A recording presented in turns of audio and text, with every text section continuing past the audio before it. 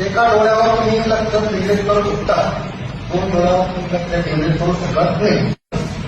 आपलं एक कन्सेप्ट आहे की आपल्याला आजची गरज आहे.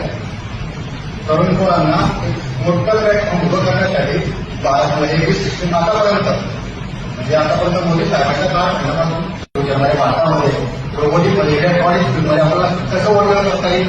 आतापर्यंत मुक्त विद्यापीठ ऐकलं असेल तर आपण पहिल्यांदा भारतामध्ये मुक्त शाळा पर्सेंटेज प्रोग्राम काम करतोय. अशा शाळेच्या शाळांमध्ये कुठल्याही वयाची लेखनीच्या काळात तर आपण कॅल्क्युलेट केलं 5 दिवसात खरेदी केली की 12 मुलांना केंद्रीय होईल आहे. कंपनी मदत न करत की योजनेला उभे झाले रोजगाराची संधी उपलब्ध करते मार्केटमध्ये औद्योगिक संधी उपलब्ध करते त्या लोकांना काय मदत करता येईल आज नाही करून ते माझ्या. Thank you very much.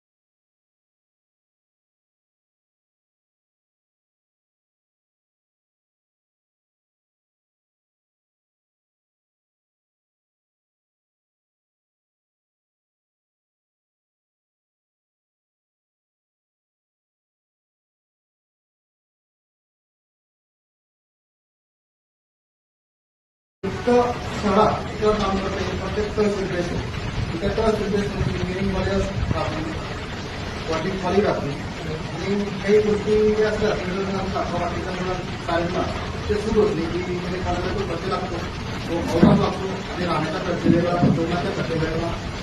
कोर्ट तेवढं आपल्याला केला की आपल्याला डायरेक्ट म्हणजे सोशली बँकेसाठी प्रत्येक तालुक्याला मुक्त शाळा तयार करतोय. त्यामध्ये विक्रमाला त्यांनी आपल्याला 3 डिप्लोमाची मदत दिलेली आहे. त्यामध्ये पहिला डिप्लोमा आहे 2 रोबोटिक टेक्नॉलॉजी, म्हणजे पहिला डिप्लोमा आहे 2 टेक्नॉलॉजी ऍप्लिकेशन डिप्लोमा आहे.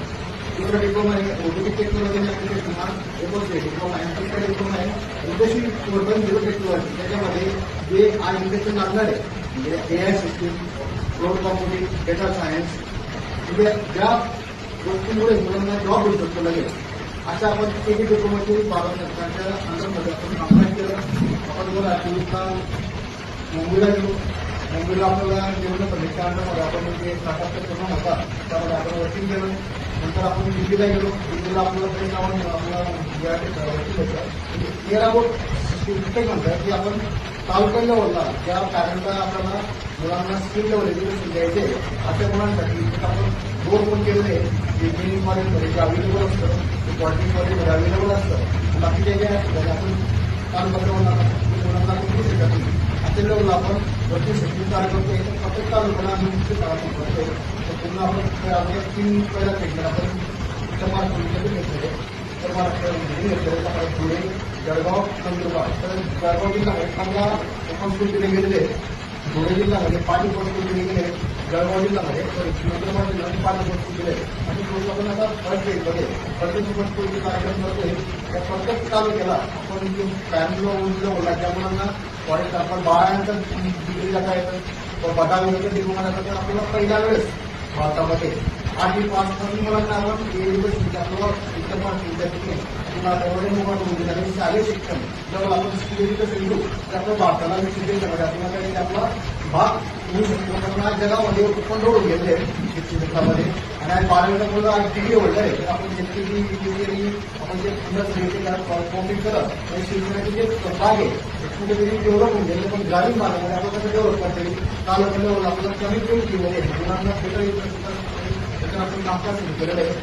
बँकांकडून आपल्याला हे की बँकांना आम्ही यासाठी रिक्वेस्ट करतो की तुम्ही आम्हाला मदत नाही करा की त्या तालुक्यामध्ये त्यांनी आमची मुख्य शाळा घेतलेली आहे. तुम्ही त्यांना सपोर्ट करा. इकॉनॉमिक प्रोजेक्ट या इकॉनॉमिक प्रोजेक्ट म्हणजे काय की फॉर एक्झाम्पल मुलं हे पॅरेंट आजच्या काळामध्ये शिक्षणावर काय आहे कारण आज शिक्षण इन्व्हेस्टमेंटचे भाग आहे. फ्युचरमध्ये मुलांना तात्काळ जॉब लागले तर मुलं सुद्धा अर्निंग करतो आणि प्रॅक्टिकल लेवलला आपण जे इकॉनॉमिक लेवलला आपलं भारतामध्ये काउंटिंग करायचे एज्युकेशन क्षेत्रामध्ये खूप मोठा पाया असतो. एज्युकेशन सेक्टरमध्ये काही पैसे बजेटमध्ये येत आहे. फॉर एक्झाम्पल इंजिनिअरिंग कॉलेज 4 वर्ष मुलगा डिग्री करतो. डिग्री केल्यानंतर त्याला ऍक्च्युअल लेवलला आजचा काळ हा वेगळा आहे अगोदरचा काळ वेगळा आहे. एज्युकेशन सेक्टरमध्ये आपण जे मापक लावले गेले होते की आपल्याला फॉर एक्झाम्पल 4 वर्षानंतर मुलगा असतो नंतर आउटडेट होऊन जातं ते 5 वर्षानंतर. म्हणजे शिक्षण देतो आपण ते शिक्षण मध्ये मुलांना काउंटिंग लेवलला इकॉनॉमिक लेवलला सपोर्टिंग करत किंवा समाजात डम होऊन गेलेला आहे. समाज डम होण्याच्या कारण काय आहे की आज जे इंडस्ट्री लागणार आहे जे लागणार आहे ते क्वालिफाय आहे. त्याच्यामध्ये शिक्षण आपण व्यवस्थित शिकत आपल्याला काही अपडेट करावं लागणार आहे प्रॅक्टिकल लेवलला. यासाठी तुम्हाला विनंती करणार आहे की ज्या ज्या तालुक्यामध्ये आमचं कोर्स लागतील त्या ठिकाणी प्रॅक्टिकल एज्युकेशन देणार आहे त्या ठिकाणी तुमचे काय काय क्षेत्रामध्ये त्या लेवलला तुम्हाला फक्त 5 टक्के मदत करायला लागेल. आणि तुमच्या लेवलला काही गुजरावमध्ये तुम्हाला सरकारच्या स्कीम आहेत किंवा सरकारच्या स्कीम आहेत त्या स्कीमवर टाका आणि प्रॅक्टिकल लेवलला तुमची जी वर्किंग न होऊ शकेल तेव्हा आम्ही बीआयटी सुद्धा काम करणार आहे. बँकिंग लेवलला आयटी सेक्टर सगळा मोठा प्रोजेक्ट आहे. बँकिंग लेवलला सगळं सरांनी खूप सपोर्ट केलेला आहे. बँकिंग लेवलला आणि 2 वर्ष वर्किंग करतोय. बँकिंग लेवलला डीआरटी हे राष्ट्रीय कल्पकता म्हणून काम करते आणि प्रत्येक